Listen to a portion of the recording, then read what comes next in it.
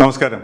American president Donald Trump ഇപ്പോൾ വിവിധ ഇനം പ്രസ്താവനകൾ നടത്തിക്കൊണ്ടിരിക്കുകയാണ്. ഇതെല്ലാം സൂചിപ്പിക്കുന്നത് ഇറാന്റെ പക്കൽ നിന്നുള്ള അടിയേറ്റ് നന്നായി വിയർക്കുന്നു എന്നുള്ളതാണ്. എത്ര അമേരിക്കൻ ഭടന്മാർ ഇതിനകം മരിച്ചു, അവരുടെ ഗൾഫ് മേഖലയിലുള്ള എത്ര താവളങ്ങൾ ഇറാൻ നശിപ്പിച്ചു, ഇവ സംബന്ധിച്ചതിലൊന്നും വ്യക്തമായ വിവരം ഇപ്പോഴും പുറം ലോകം അറിഞ്ഞിട്ടില്ല. കുവൈറ്റിലെ 2 സേനാ താവളങ്ങൾ ഇതിനകം തന്നെ ഇറാൻ പൂർണ്ണമായിട്ടും നശിപ്പിച്ചു കഴിഞ്ഞു. അതേപോലെ തന്നെ ഗൾഫ് രാജ്യങ്ങളിലുള്ള മിക്ക അമേരിക്കൻ സേനാ താവളങ്ങളും ഭാഗികമായോ അല്ലാതെയോ നശിപ്പിച്ചിട്ടുണ്ട് എന്നാണ് അവിടെ നിന്ന് വരുന്ന സ്ഥിരീകരിക്കപ്പെടാത്ത റിപ്പോർട്ടുകൾ സൂചിപ്പിക്കുന്നത്. ഇപ്പോൾ ട്രംപ് പറയുന്നത് അമേരിക്കൻ പട ഇറാനെ ഏതാണ്ട് തരിപ്പണമാക്കി കഴിഞ്ഞു, എപ്പോൾ വേണമെങ്കിലും യുദ്ധം അവസാനിക്കാം, ഇറാന് ഇനി കീഴടങ്ങുകയല്ലാതെ നിവർത്തിയില്ല എന്ന്. അതോടൊപ്പം തന്നെ ട്രംപ് പറയുന്നു, അത് തുടക്കത്തിൽ രാജ്യത്തിൻ്റെ സുപ്രീം ലീഡറെ കൊന്നു, പ്രധാനപ്പെട്ട ഉദ്യോഗസ്ഥരെ കൊന്നു, അവരുടെ പ്രധാനപ്പെട്ട സേനാ താവളങ്ങൾ നശിപ്പിച്ചു കഴിഞ്ഞു, അതോടൊപ്പം തന്നെ അവരുടെ ന്യൂക്ലിയർ സംവിധാനത്തിൻ്റെ കേന്ദ്രം തകർത്തു കഴിഞ്ഞു.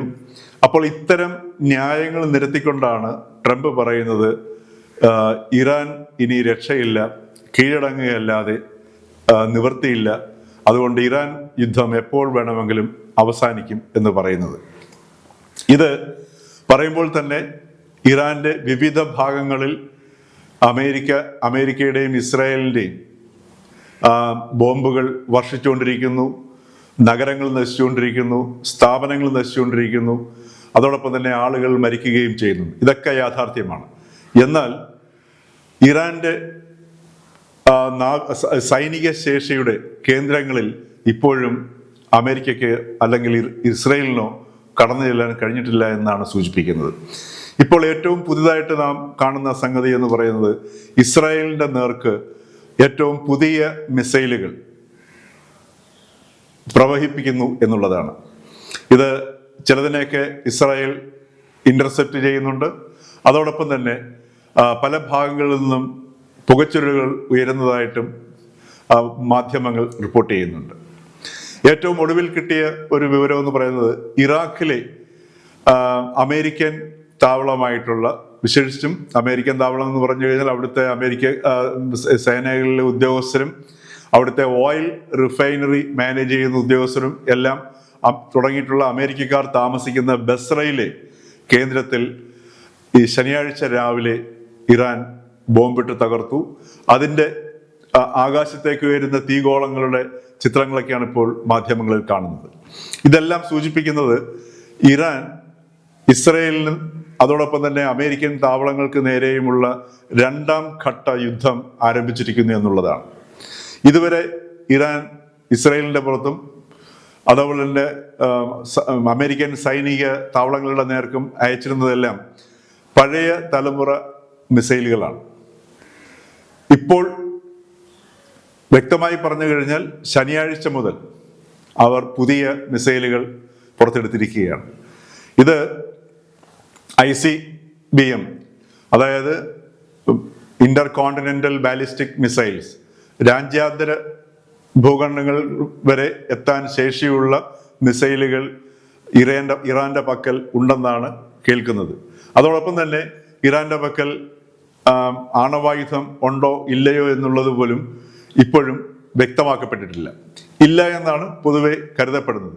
പക്ഷേ ഇറാനെ കുറിച്ചിട്ടുള്ള പൊതുധാരണ, പുറം ലോകത്തിനുള്ള ധാരണ ശരിയല്ല, അതിന് ഘടകവിരുദ്ധമാണ് എന്നുള്ളതാണ് ഈ യുദ്ധത്തിൻ്റെ പോക്ക് സൂചിപ്പിക്കുന്നത്. കാരണം അമേരിക്ക പോലും അവരുടെ ഏറ്റവും സജ്ജമായിട്ടുള്ള ചാരസംഘടന CIA, ഇസ്രായേലിൻ്റെ ചാരസംഘടനയായ മൊസദ്, കാരണം ഈ 2 സംഘടനകളെ വെല്ലുന്ന ചാരസംഘടനകൾ ഇന്ന് ലോകത്ത് വേറെ ഇല്ല എന്നുള്ളതാണ്. അവർക്ക് പോലും ലഭ്യമാകാത്ത രീതിയിലാണ്, വിവരം ലഭ്യമാകാത്ത രീതിയിലാണ് ഇറാന്റെ ഈ ആയുധ വിന്യാസങ്ങളും അതേപോലെ തന്നെ സൈനിക പ്രവർത്തനങ്ങളുടെ ഗതിയും മറ്റുമൊക്കെ വിന്യസിച്ചിരിക്കുന്നത്. അതുകൊണ്ടാണ് അവരുടെ പക്കൽ ആണവായുധങ്ങളുണ്ടോ ഇല്ലയോ എന്ന് പോലും ആർക്കും തീർപ്പ് കൽപ്പിക്കാൻ പറ്റാത്തത്. ഈ യുദ്ധം തുടങ്ങുകയാണെന്നുണ്ടെങ്കിൽ ഇസ്രയേൽ വേൾഡ് മാപ്പിൽ നിന്ന്, ഭൂപടത്തിൽ നിന്ന് നീക്കപ്പെടും എന്നും മുൻപ് ഇറാൻ പറഞ്ഞിട്ടുണ്ട്. അത് നമ്മൾ ഇത്തരുണത്തിൽ ഓർക്കേണ്ടതാണ്. ഈ യുദ്ധം ഇറാൻ മുൻകൂട്ടി കണ്ടതാണ്. അമേരിക്കയുടെ ശേഷി അവർക്ക് നന്നായിട്ട് അറിയാം.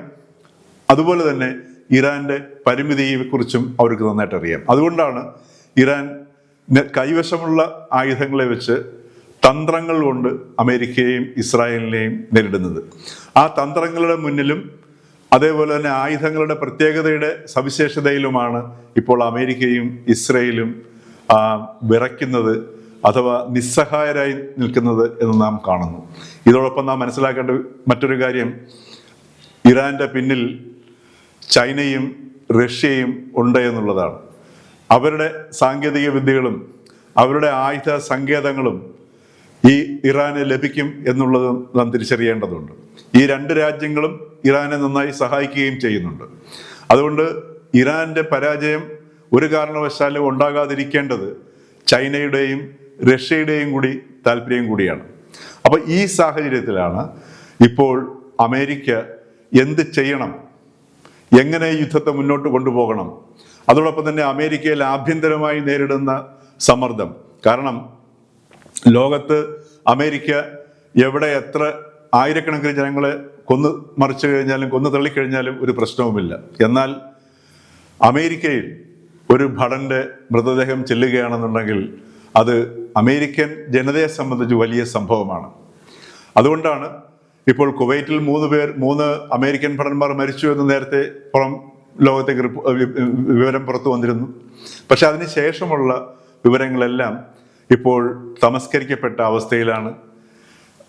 അവിടെ നിന്നും സ്ഥിരീകരിക്കാതെ ലഭിക്കുന്ന റിപ്പോർട്ടുകൾ പ്രകാരം വളരെയധികം അമേരിക്കൻ ഭടന്മാർ ഈ നാവിക കേന്ദ്രങ്ങളെ കേന്ദ്രീകരിച്ചുള്ള ആക്രമണത്തിൽ കൊല്ലപ്പെട്ടിട്ടുണ്ട് എന്നുള്ളതാണ്. പക്ഷേ അതിൻ്റെ വിവരമൊന്നും പുറമേക്ക് വരുന്നില്ല.